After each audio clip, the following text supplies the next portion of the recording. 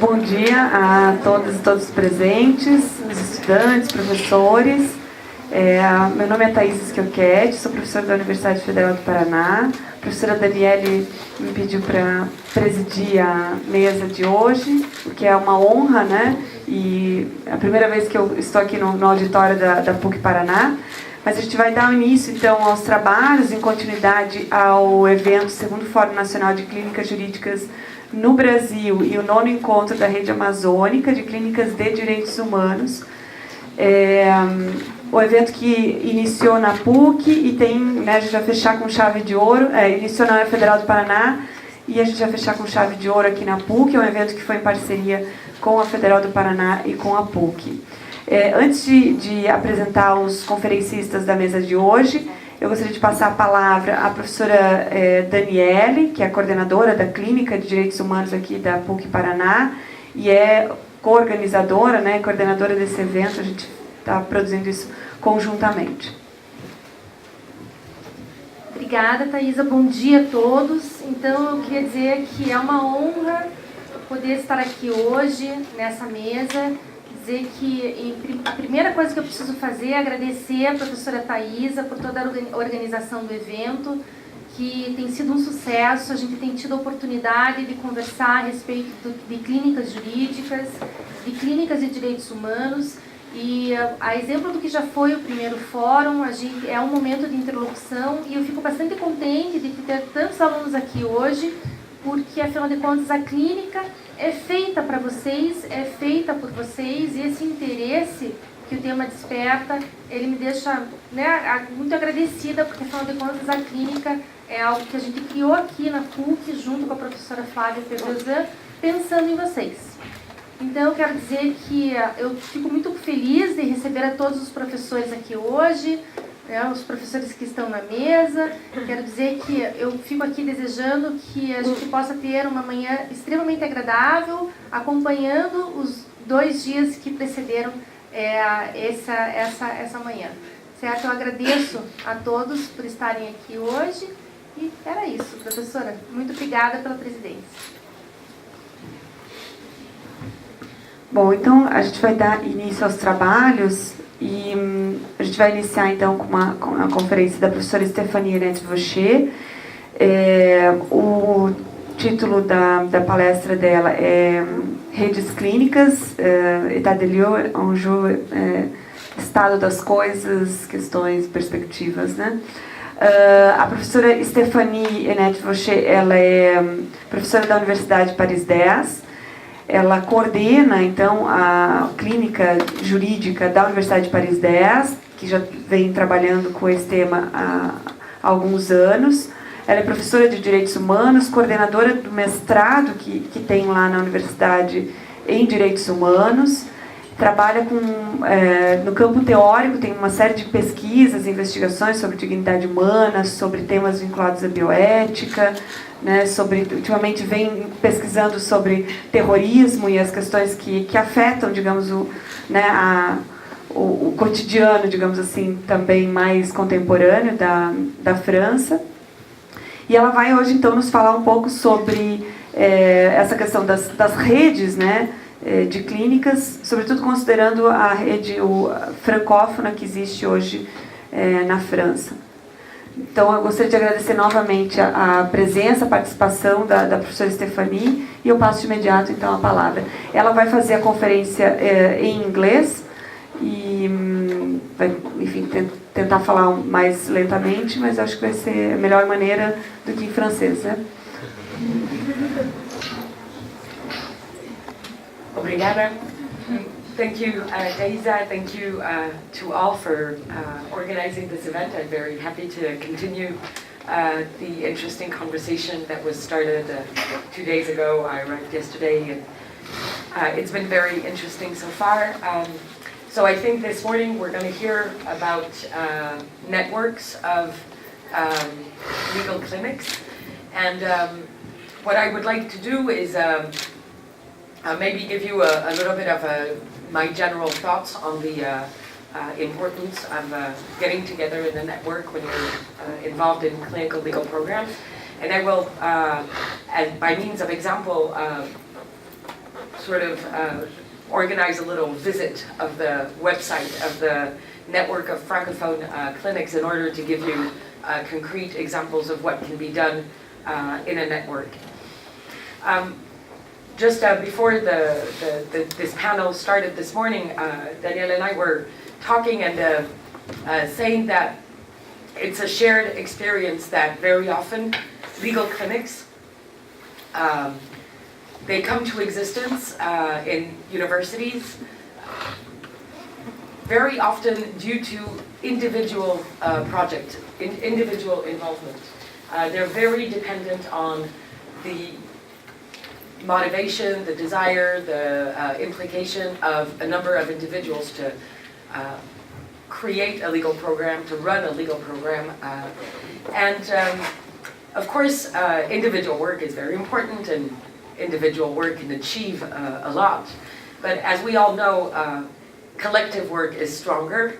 And for that reason, I think it's very important to think about networks when you're thinking about clinical legal education.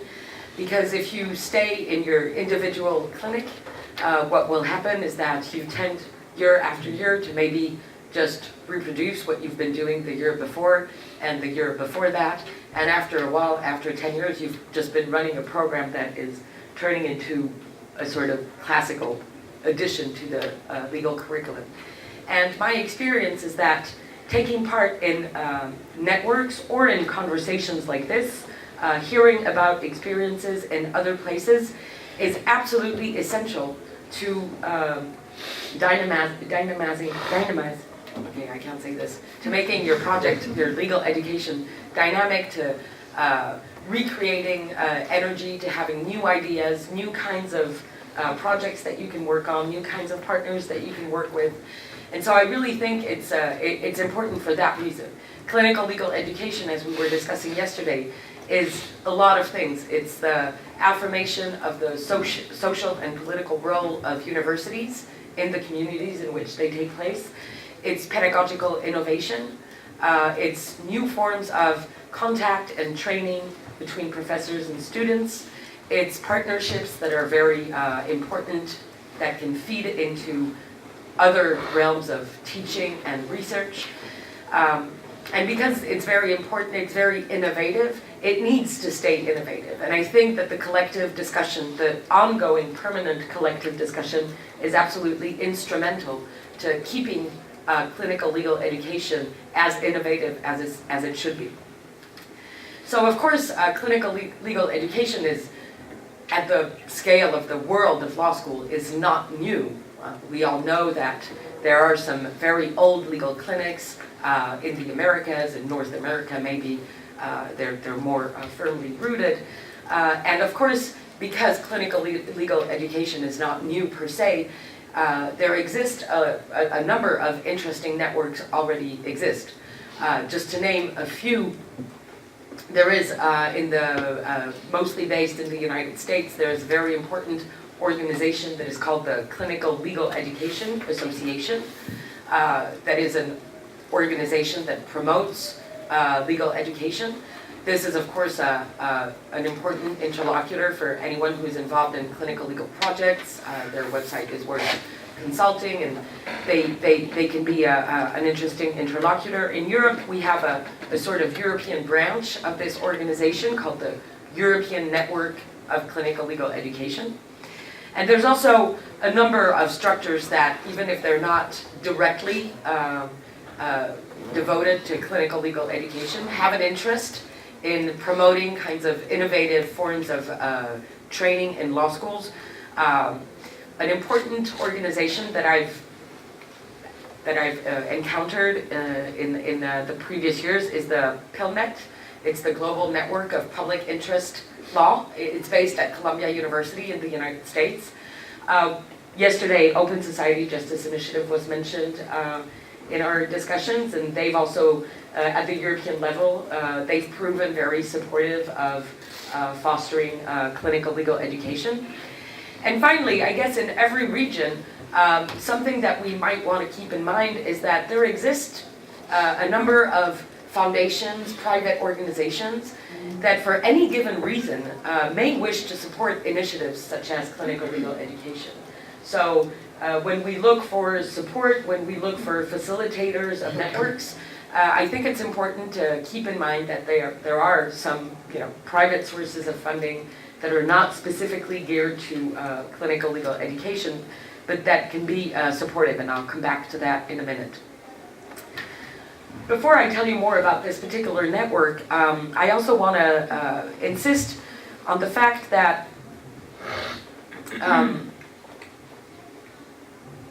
from my perspective in Europe and in France in particular, I said before that clinical legal education really is very dependent on the motivation and energy of individualities.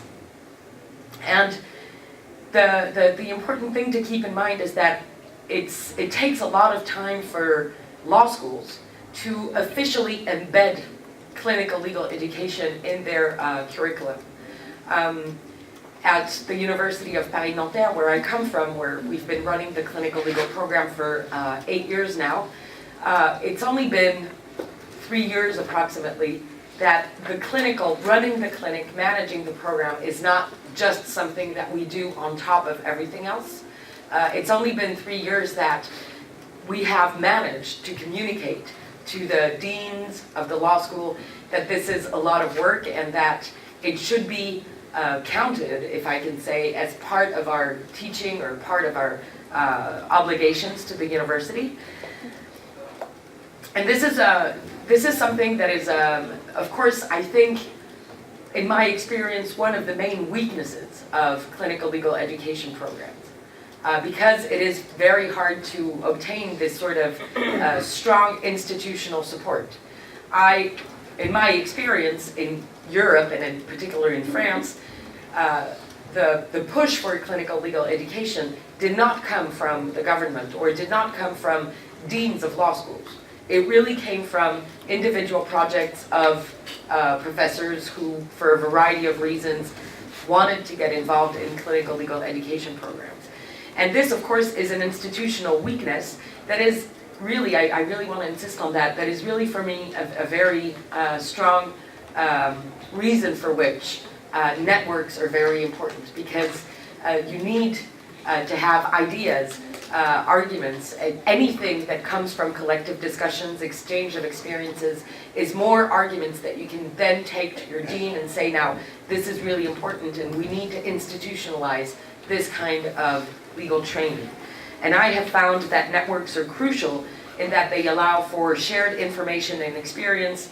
They're a major time-saving structure because you can come back from a meeting in a network with a number of arguments, with a number of experiences that you can then just duplicate. And they're also a motivational boost because you don't stay isolated in your little clinical program, but you really get a lot of motivation from hearing the experiences of other colleagues that are involved in the same projects. So concretely, apart from these little somewhat abstract notions, what can networks bring about? I think that there's two kinds of benefits to networks in clinical legal education. Some benefits are inward benefits, so it's benefits for the members of the network, for the different programs that are part of the network, and some of the benefits are outward. So the network can also develop a number of activities in order to trigger greater attention and promotion of clinical legal education in general. So there's really these two types of benefits from getting together in a network. So as I said, I'm going to rely mostly on the example of the network of Francophone legal clinics.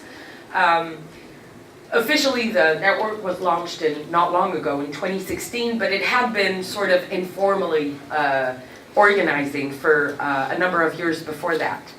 The goal of the network is to bring together law clinics in the Francophone world to develop legal education at that level and beyond. So basically, there's really 5 things that the network does. One of the things one of the important things that the network does is an annual meeting of the members. Annual meeting of the members that is essentially geared towards everything that I've said so far. So shared experiences, institutional strategies for officializing or the importance of clinical legal education, little tips for fundraising, or, it's really sort of organizational matters, but they're very important when you're trying to run a clinic, in your own little university. So annual meeting is very important. Another thing that has been important is the organization of academic conferences. This network has been organizing academic conferences. I think we've organized 4 so far. So there was one in 2013 in Caen. I think I can maybe browse you through this.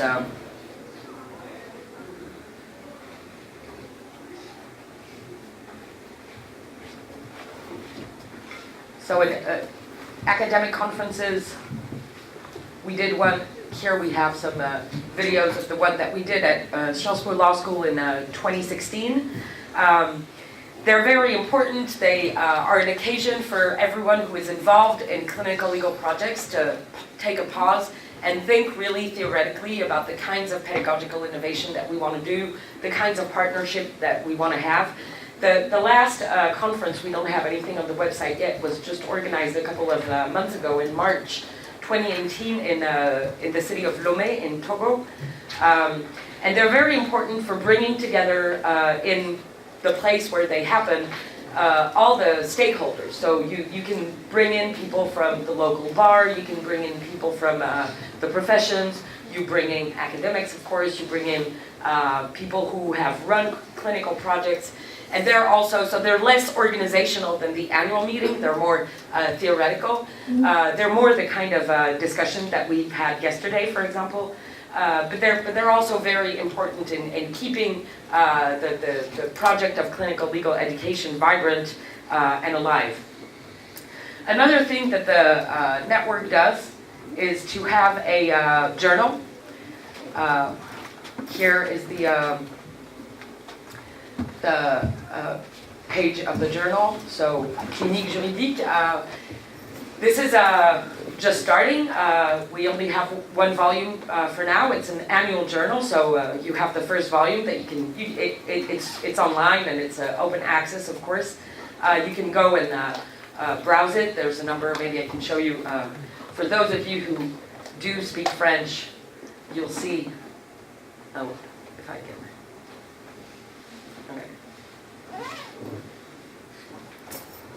Okay, this is me unveiling my absolute dependency to Apple Macintosh, and I can't run anything else anymore.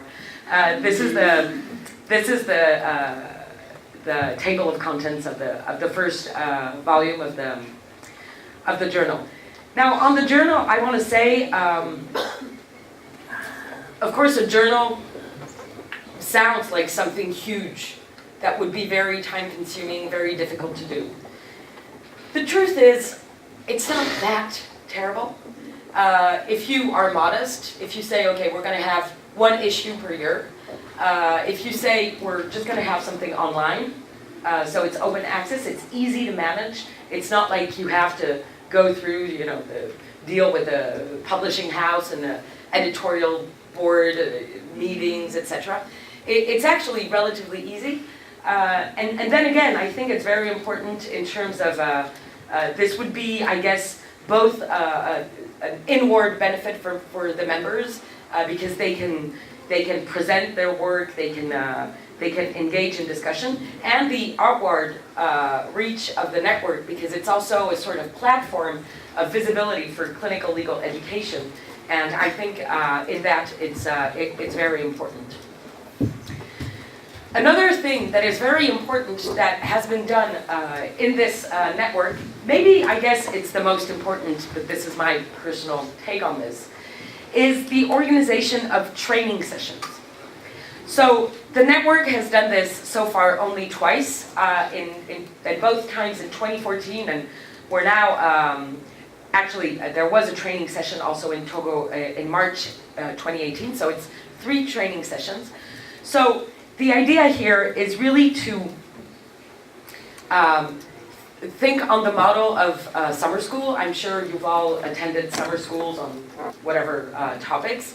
So a training session of clinical legal education, each time we've organized them, was to bring together a number of participants. So, you know, the first time it was 10 participants. In Togo, it was more like 30. And to have maybe 3 days of really training people for organizing a legal clinic. So the training sessions that we've organized were typically broken down in 5 sessions. Creating a law clinic. How do you create a law clinic? What are the steps? Choosing projects. So this goes back to the discussion that we were having yesterday. Do you want to have a thematic law clinic? Do you want to do only human rights? And then what kind of partners are you going to have? So this kind of a discussion in order to create the identity of the legal clinic that you want to build. A third topic for the training session typically was methods of legal teaching. So what is it that you do concretely with your students? I told you yesterday that in the clinic that I run at Nanterre, we have a very peculiar structure where we have 2 students for 1 academic supervisor. So typically what you will do there is try to give some feedback about what it is that is happening at the pedagogical level.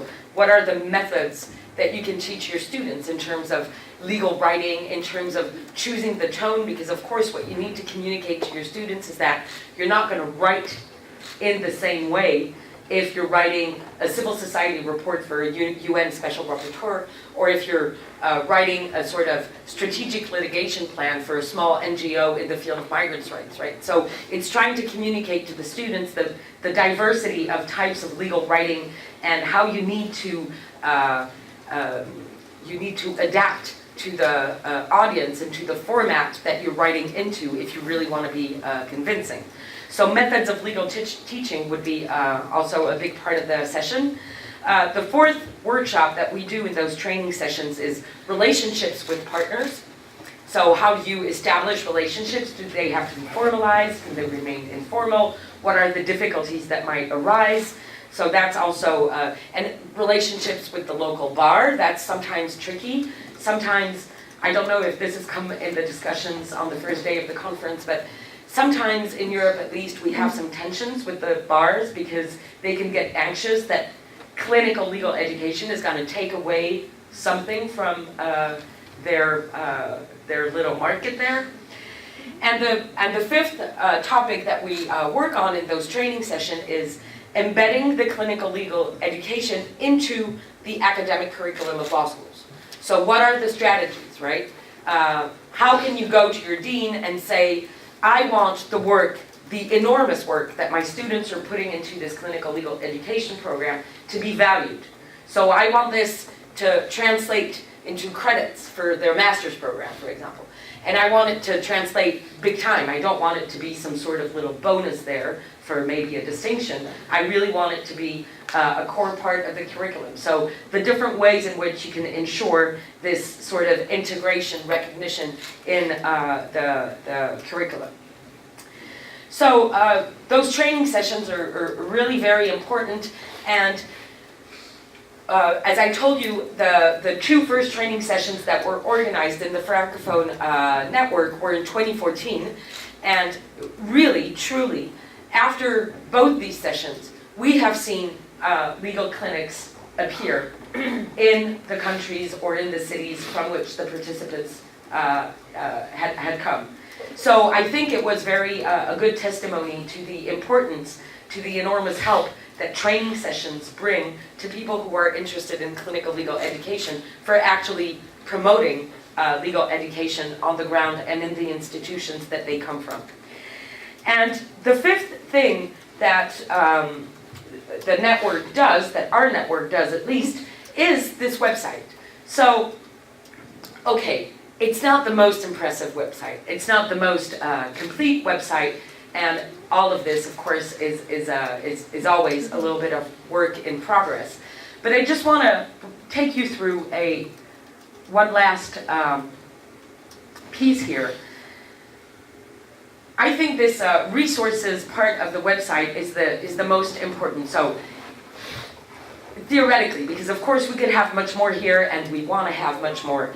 But I think what is really important is that the website is a sort of repository of resources that is permanent, right? So everything that you can bring in a training session or in an academic conference, of course, is very important. But the website is permanent, is accessible from anywhere, from anyone. And everything that you can put on this website can be used.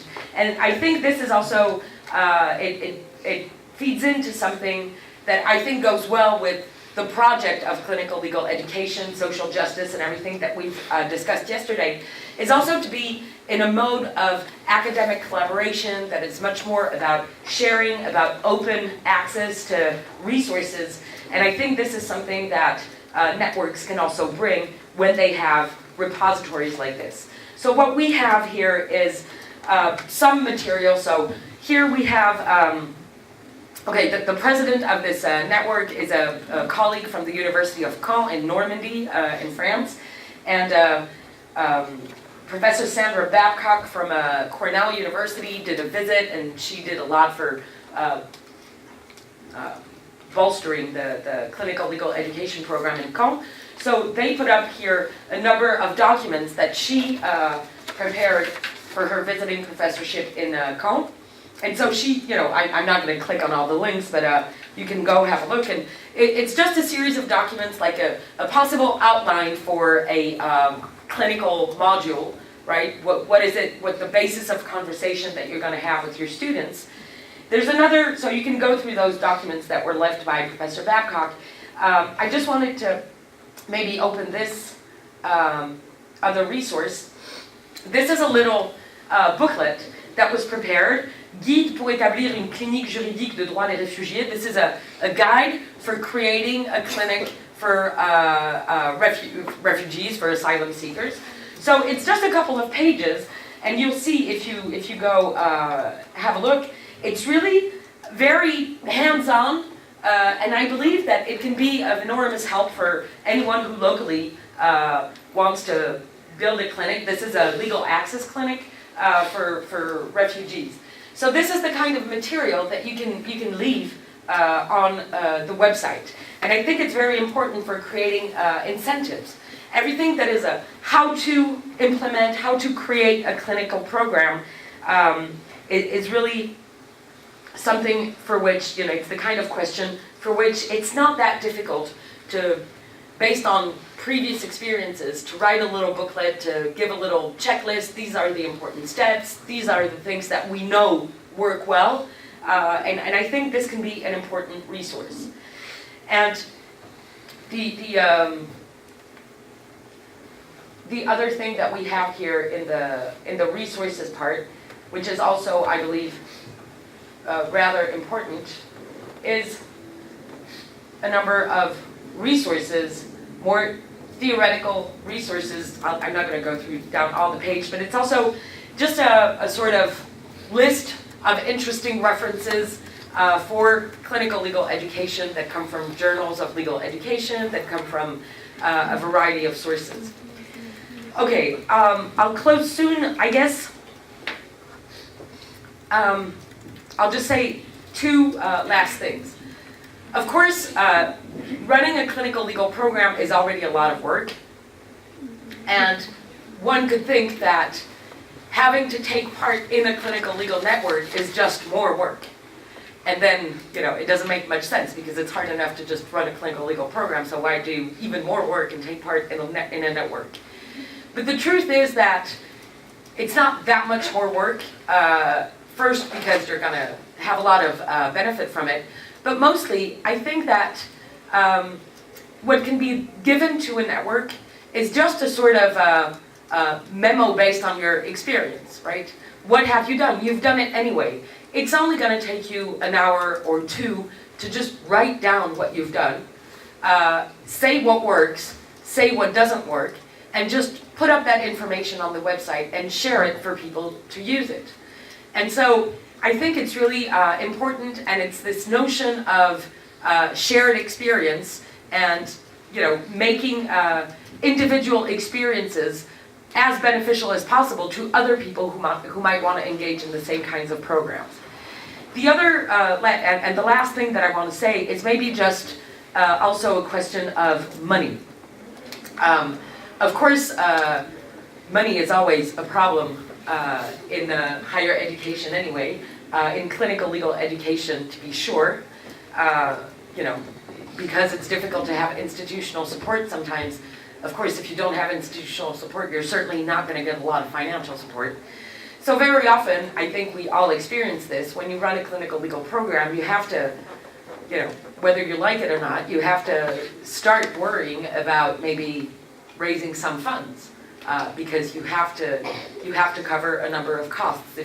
Sometimes your students are going to have some money to go get some kind of information. You're going to maybe need to hire a specialist to supervise the work of your students if it's really outside the realm of your competences.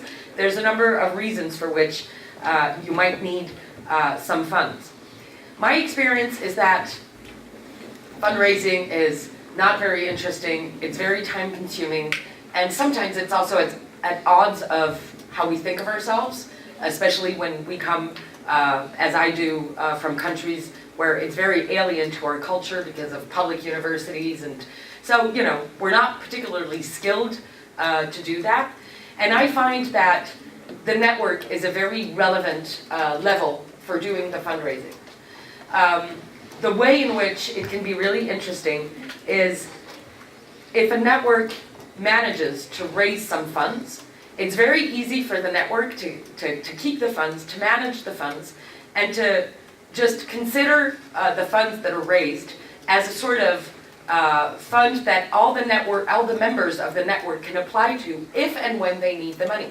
So instead of having every single clinic lose a lot of time and energy in raising funds that you never know when you're going to get it, if you really need it, it's sort of, you need to raise money, but you're also doing other things, and the money might not come at the moment that is most relevant, etc. But if you do it at the level of the network, you mutualize, and 1 year, this network member will need funds, and then they apply and we can give them a little bit. And the next year it's this other member. There's something that is just, makes more sense, again, in this idea of collective work and shared experience. It makes more sense to do it that way. And the other interest of the fundraising at the level of the network is not only that individual clinics can apply when they need the money to the funds that are raised by the network, but also that, for example, for the training sessions, we have managed, with the little funds that have been raised, to give grants for participants to the training sessions to come, right? And this is also something that is very important, because basically it's not a lot of money. You're covering an airplane ticket and maybe 2 nights in a hotel. It's not huge. It's not a huge amount of money. And if the return is that the person who has attended creates a law clinic in their own school, I mean, it's a huge, it's a huge benefit, collective benefit. So the fundraising at the level of the network, I think, is a big energy saver, instead of having every single individual clinic struggle with their own strategies for fundraising. I'll close there, and hope this was a little interesting, and I hope that we can see networks multiply throughout the different regions where there's clinical legal education. Thank you.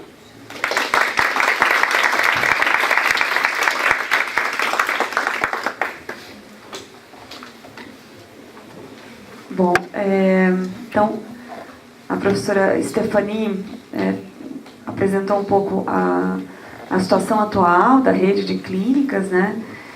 E, bom, ela inicia dizendo, acho que é importante ressaltar isso, né, de que, e acho que isso acontece no Brasil também, de que muitas clínicas são tão bem sucedidas muito em função do papel central que o coordenador da clínica tem, do entusiasmo, do investimento, né, que esse professor faz naquela clínica. E ela ressalta, então, que seria importante também fazer um trabalho coletivo, e se a gente quer esse trabalho coletivo, uma rede de clínicas ela pode ser um caminho bem importante nesse sentido. E aí ela cita algumas redes internacionais dos Estados Unidos, da Europa, e ela vai comentar mais, basicamente, a situação da França, dizendo que, no caso da clínica da Université Paris X, da Nanterre, de onde ela vem, ainda que eles já tivessem uma clínica, tem uma clínica há quase 10 anos, o suporte institucional acabava dependendo muito também do professor, né? Não vinha um reconhecimento governamental, não era um reconhecimento por parte da reitoria ou da instituição, e nesse sentido muitas vezes as clínicas ou as redes elas podem também dar esse suporte às clínicas no âmbito individual, né? Sobre os benefícios da rede, ela comenta também que existem, no ponto de vista dela, benefícios internos e externos, ou seja, diretamente para os membros de uma rede, mas também do ponto de vista da visibilidade que isso dá, do material para outras clínicas, para a criação de outros movimentos externos, aqueles que compõem a rede, né? E nesse sentido ela vai então mostrando o site que vocês viram, indicar basicamente o que tem sido feito, né, concretamente no site, que tipo de material então essa rede francófona gerou e oportunizou. Ela diz que mesmo sem, digamos, dinheiro, tem algumas coisas que são relativamente fáceis de serem feitas, ou que pelo menos o retorno desse investimento na rede pode ser muito valioso, né? Como, por exemplo, a criação de outra rede e a multiplicação desse movimento. Então, basicamente, ela menciona que é feito um encontro anual, que são postados os vídeos, que eles têm, então, a revista, e que eles fizeram summer schools, formação de professores, e que, a partir daí, também um número maior de clínicas foram sendo criadas, né? E aí, no final, bom, ela ressalta que tem vários, talvez, desafios nesse sentido, mas um dos que ela ressalta é a questão do financiamento, né? Que, de fato, uma clínica ela vai ter maior impacto ou possibilidade de produzir coisas e fazer coisas, quanto maior é o financiamento que ela tem para realizar os projetos. E que isso, muitas vezes, pode acabar sendo um obstáculo. Mas, por outro lado, o que ela cita é que, bom, a existência de uma clínica por si só pode também fomentar o financiamento dessa rede, né? Então, nesse sentido, acho que ela apresenta quais são, talvez, em linhas gerais, os benefícios, né, de se criar uma clínica que é possível fazer a partir da realidade europeia e da realidade francesa, mais do que tudo. Bom, eu agradeço, então, novamente a professora Stéphanie, e eu vou dar continuidade dizendo que a gente vai abrir para perguntas, então se vocês tiverem perguntas ao final a gente abre para perguntas.